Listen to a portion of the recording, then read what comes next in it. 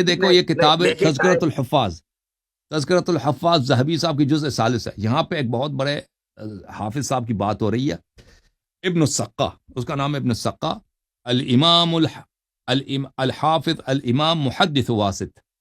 یہ عالم ہے، یہ واسط میں اس زمانے میں سب سے بڑا عالم تھا. واسط عراق کا شہر ہے، اور یہ اس زمانے میں سب سے بڑا عالم دین ہے.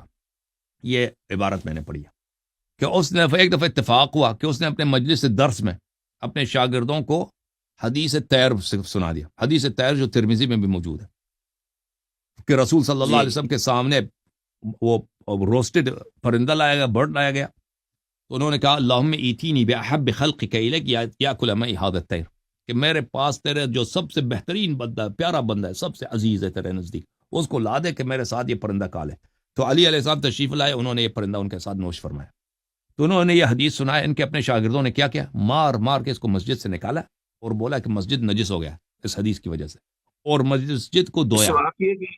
واقعے کی سند ہے اس سے پہلے جو ہے نا یہ اخبرنا عبد الحمید فلان فلان فلان فلان، یہ یہاں پہ سند ہے خان. یہ دیکھیں یہ جو یہاں پہ توفیہ سنت 71 و 300، سنت 371 اس کی وفات ہے.